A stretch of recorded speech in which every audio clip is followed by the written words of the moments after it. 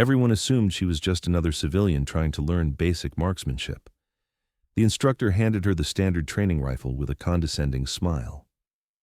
"Let's see what you can do with this, ma'am." She adjusted the scope once, took a single breath, and fired.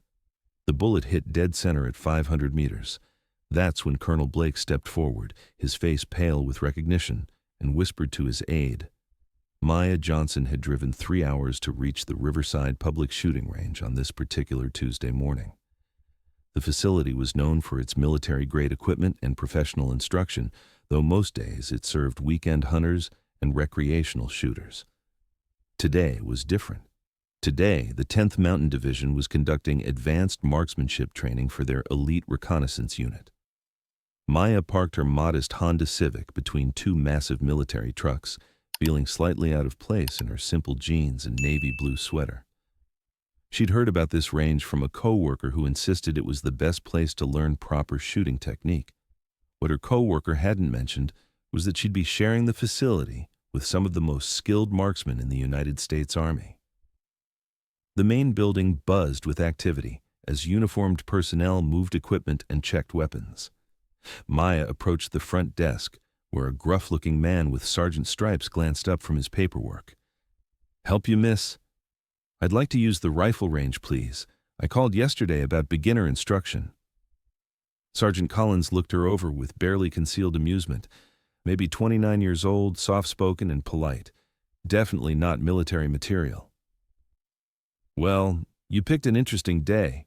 We've got Army training exercises running all morning. Might be a bit loud for a beginner session." "That's fine," Maya replied quietly. "I don't mind the noise." Collins shrugged and handed her a clipboard. "Fill this out. Have you ever fired a rifle before?" "Once or twice." The sergeant assigned her to lane 12, the furthest from the military training area. "Instructor Mitchell will be with you in 15 minutes. Try not to get overwhelmed by all the commotion." Maya nodded and made her way to the designated lane. The range was impressive. 50 shooting positions stretching across a concrete floor, with targets set at various distances up to 1,000 meters. The military section was alive with activity as soldiers practiced complex shooting scenarios under the watchful eye of their instructors. She couldn't help but notice the precision of their movements, the way they handled their weapons with absolute confidence. These weren't weekend hobbyists. These were professionals who'd spent years perfecting their craft. "You must be my 10 o'clock appointment." Maya turned to see a middle-aged man approaching with a rifle case. Instructor Mitchell had the weathered look of someone who'd spent decades around firearms, though his civilian clothes suggested he was no longer active military. "I'm Maya. Thank you for fitting me in on such a busy day." Mitchell opened the case to reveal a standard training rifle, a Remington 700 with a basic scope. "No problem at all. Though I have to ask, what made you want to try rifle shooting? Most beginners start with handguns." "I wanted to challenge myself with something more precise." "Fair enough." Mitchell handed her safety glasses and ear protection. "Let's start with the fundamentals. Have you ever held a rifle before?" "A few times, but never anything this sophisticated." As Mitchell began explaining proper stance and grip, the military training area erupted in coordinated gunfire. Maya glanced over to see soldiers engaging multiple targets in rapid succession, their movements fluid and practiced. "Don't worry about them," Mitchell said, noticing her attention. "Those boys are showing off for their colonel. Let's focus on getting you comfortable with the basics." For the next 20 minutes, Mitchell covered safety protocols, breathing techniques, and sight alignment. Maya listened intently, asking occasional questions that demonstrated surprising understanding of the principles involved. "All right," Mitchell said finally. "Let's see what you can do. We'll start with a target at 100 meters. Take your time. No pressure." Maya positioned herself at the shooting bench, settling the rifle against her shoulder with movements that seemed almost natural. She peered through the scope, made a small adjustment to the parallax setting, and lined up her shot. "Remember," Mitchell coached, "steady breathing, gentle trigger pull, follow through." Maya nodded, took a breath, and held it halfway. The rifle fired with a sharp crack that barely registered above the ongoing military exercises. Mitchell raised his binoculars and studied the target. His eyebrows shot up in surprise. "Well, I'll be damned. Dead center bullseye. Beginner's luck, I suppose. Could we try a further target? Maya asked calmly. Sure, let's move it to 200 meters. The second shot was equally impressive. Then, 300 meters. Each bullet found its mark with mechanical precision that made Mitchell increasingly suspicious. Ma'am, I've been teaching marksmanship for 30 years, and I've never seen a beginner shoot like this. You sure you haven't had professional training? I'm sure, Maya replied, though something in her tone suggested there was more to the story. By now, their shooting had attracted attention from nearby lanes. A few soldiers had wandered over during their break, curious about the civilian who was consistently hitting targets that challenged even experienced marksmen. Hey, Mitchell, called out Staff Sergeant Brooks. Your student's making us look bad over here. Mitchell forced a laugh. Just natural talent, I guess. Natural talent my ass, muttered Private Torres. Nobody shoots like that without serious training. Maya seemed oblivious to the growing attention, focused entirely on her shooting. When Mitchell suggested moving to the 500-meter target, she simply nodded and made another small scope adjustment. This is getting ridiculous, Brooks said to his squad. I've been shooting competitively for 8 years, and I can barely hit 500 meters consistently. The military training exercise had effectively stopped as more soldiers gathered to watch the mysterious civilian. Even the instructors were taking notice, though they tried to maintain professional distance. Colonel Blake had been observing the day's training from the elevated observation deck when his aide, Lieutenant Carter, approached with a concerned expression. Sir, we have an unusual situation developing on the civilian side of the range. What kind of situation? There's a woman down there who's, well, sir, she's shooting better than our best marksman. Blake lowered his binoculars and looked where Carter was pointing. At lane 12, he could see a small crowd of soldiers gathering around a civilian shooter. Probably just luck, Blake said dismissively, or she's had some training she's not admitting to. Sir, she just hit a bullseye at 500 meters on her first attempt at that distance. That got Blake's attention. He'd commanded elite units for 15 years and knew exactly how difficult such a shot was, even for trained professionals. Let's take a closer look. As they descended to the range floor, Blake could see the growing buzz of excitement among his soldiers. Word was spreading quickly that something extraordinary was happening at the far end of the range.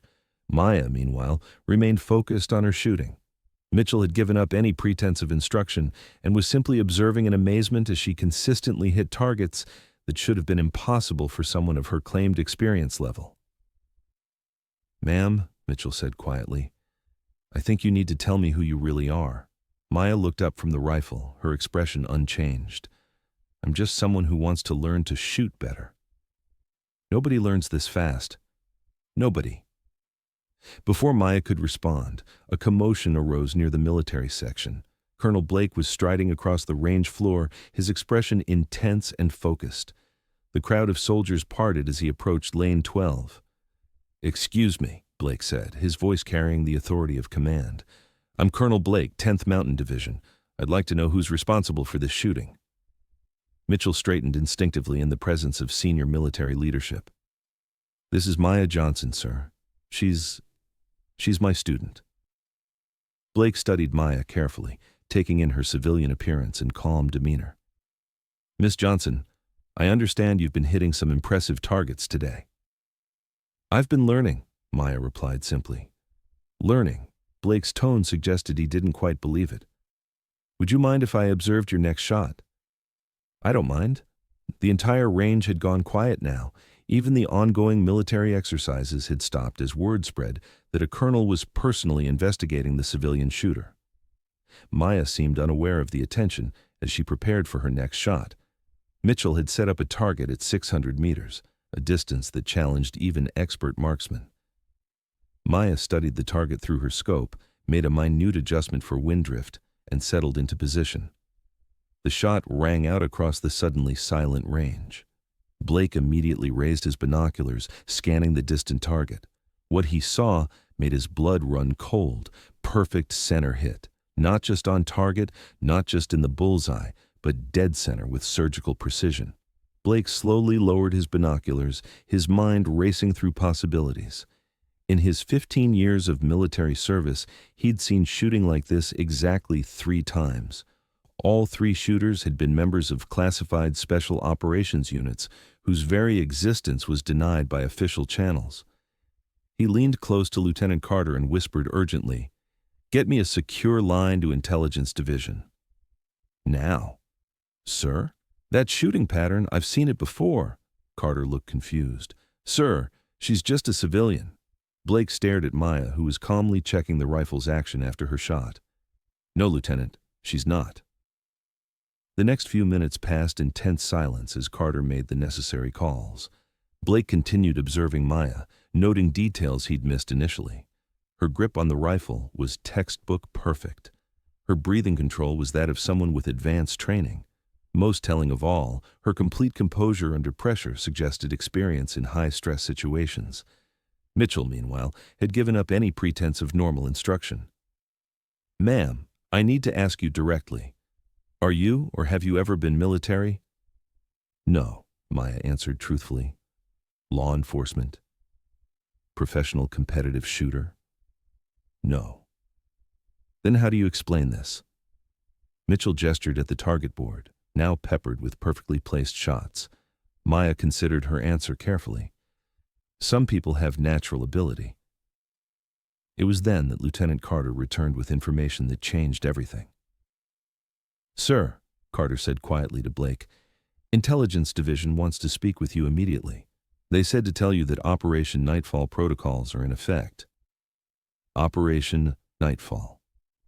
Blake felt his stomach drop. That was the code designation for tracking down former members of a classified program that officially didn't exist. A program that had trained fewer than 50 individuals over the past decade, individuals whose skills were so specialized that their identities were protected at the highest levels of government. Blake looked again at Maya Johnson, seeing her now with completely different eyes. The quiet civilian appearance, the modest demeanor, the casual clothes. It was perfect cover for someone who needed to disappear completely. "Miss Johnson," Blake said carefully, "I wonder if we might speak privately." Maya looked up from the rifle, meeting his gaze directly for the first time. In that moment, Blake saw something that confirmed his suspicions. Behind the quiet exterior was a sharpness, an awareness that belonged to someone who'd been trained to see threats before they materialized. "I don't think that's necessary, Colonel." "I think it is." The standoff lasted perhaps 10 seconds, though it felt much longer. Finally, Maya nodded and set down the rifle. "Mitchell, would you mind giving us some space?" Blake asked. Mitchell looked between them uncertainly. "Is there a problem here?" "No problem at all. Just a conversation between old soldiers." Maya's eyes flicked to Blake sharply. "I told you I'm not military." "No," Blake agreed. "You're not."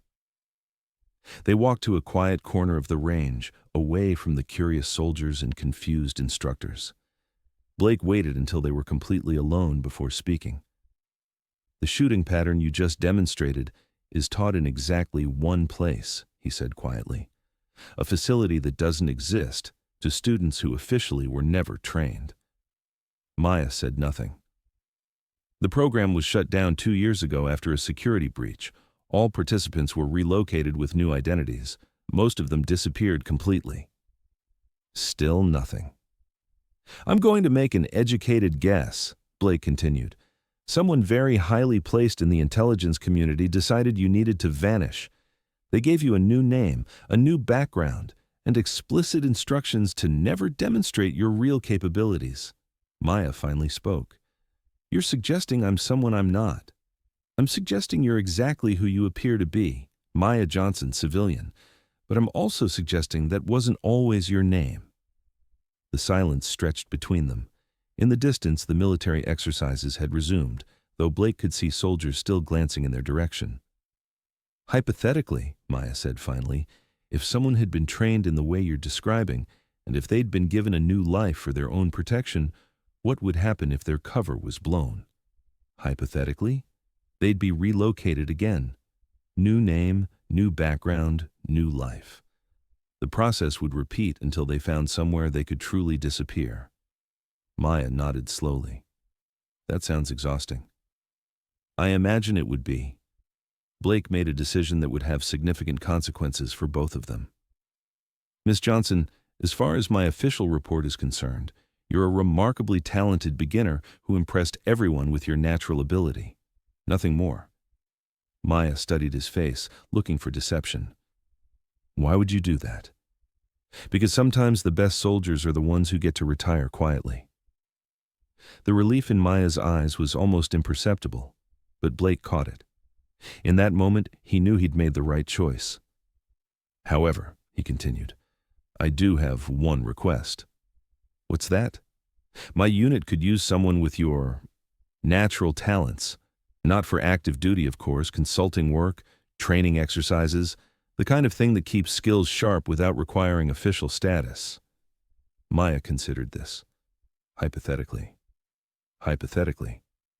I might be interested in that kind of arrangement. Blake smiled for the first time that day. I thought you might be. They returned to Lane 12, where Mitchell was fielding questions from increasingly curious soldiers. The instructor looked relieved to see them return. Everything sorted out? Mitchell asked. Completely, Blake replied. Miss Johnson has agreed to help us with some advanced training scenarios, purely voluntary, of course. Outstanding, Mitchell said, though he clearly didn't understand what had just transpired. Maya picked up the rifle again, checking the scope alignment with practiced efficiency. Colonel, would you like to see what this equipment can really do? Blake grinned. I thought you'd never ask. What followed was a shooting demonstration that left every soldier on the range speechless. Maya engaged targets at distances and under conditions that challenged the limits of the equipment itself. She shot moving targets, targets obscured by obstacles, targets in rapidly changing light conditions. But more impressive than her accuracy was her teaching ability. As she worked, she quietly explained techniques and principles that even the most experienced marksman had never encountered. She demonstrated advanced breathing methods, unconventional shooting positions, and mental focus techniques that transformed good shooters into exceptional ones. During one particularly challenging sequence, Maya demonstrated something that made even Blake question what he thought he knew about marksmanship. She engaged 3 separate targets at different distances in rapid succession, each shot requiring different calculations for wind drift and bullet drop. The entire sequence took less than 15 seconds, and all 3 shots hit dead center. Ma'am, asked Staff Sergeant Brooks during a brief break, where did you learn to shoot like this? Maya paused in cleaning the rifle. Practice, she said simply. Lots and lots of practice. It wasn't exactly a lie. The afternoon session revealed even more of Maya's capabilities. She demonstrated night vision shooting techniques, showed how to compensate for extreme weather conditions, and taught advanced range estimation methods that didn't require laser rangefinders. Each lesson was delivered with the quiet confidence of someone who had applied these skills in real-world situations. Most remarkably, she seemed to understand exactly what each soldier needed to improve their shooting. She adjusted her teaching style for each individual, recognizing that some learned better through visual demonstration, while others needed detailed technical explanations. Private Wilson, who had struggled with long-range accuracy throughout his military career, found himself hitting targets he'd never dreamed possible after Maya showed him a subtle adjustment to his breathing rhythm. Corporal Henderson discovered that a minor change in his grip pressure transformed his shooting consistency overnight. It's like she can see inside our heads, whispered Private Garcia to his squad mate. She knows exactly what we're doing wrong before we do. By the end of the day, Maya had fundamentally changed how the 10th Mountain Division's reconnaissance unit approached marksmanship training. She'd introduced concepts and techniques that would improve their effectiveness for years to come. As the soldiers packed their equipment and prepared to return to base, Blake approached Maya one final time. Miss Johnson, I want you to know that what happened here today will be remembered by these soldiers for the rest of their careers. You've given them something valuable. They earned it, Maya replied. They were willing to learn. Will we see you again? Maya smiled, the first genuine smile Blake had seen from her all day. I think Maya Johnson might develop an interest in advanced marksmanship training. She might even become a regular here. I hope she does. As Blake walked away, he heard Lieutenant Carter whisper urgently, "Sir, what do I put in the official report?" Blake paused, considering his words carefully. "Put down that we encountered a civilian consultant with exceptional natural ability. Someone we'll be working with on future training exercises." "That's all?" Blake looked back at Maya, who was helping Mitchell clean and secure the range equipment with the same methodical precision she'd applied to everything else that day. "Lieutenant, some secrets are worth keeping. This is one of them." As the military convoy pulled away from Riverside Range, Maya Johnson finished cleaning the last rifle and thanked Mitchell for his patience. She walked to her Honda Civic, started the engine, and drove home to her quiet apartment where she would resume her life as an ordinary civilian. But every Tuesday morning, she would return to the range. And every Tuesday, she would help train the soldiers who protected her country, passing on skills that officially she'd never learned to men and women who would never know her real name. It was, she thought as she drove through the afternoon sunlight, a perfect arrangement. The only sound was the gentle hum of her car engine and, in the distance, the fading echo of gunshots from soldiers who were already better marksmen than they'd been that morning. Some secrets, Maya reflected, were worth keeping. And some instructors never needed to know they were learning from a ghost. The Tuesday sessions became legendary among the 10th Mountain Division, though none of them ever spoke about them outside their unit. Word spread quietly through military circles about a civilian consultant who could teach impossible shots and techniques that weren't found in any manual. Maya Johnson had found her place in the world, hidden in plain sight, teaching the next generation of warriors while maintaining the cover that kept her safe. It was exactly what she'd never known she was looking for. Thanks for watching. If you liked this video, you can subscribe to see more incredible stories like this one.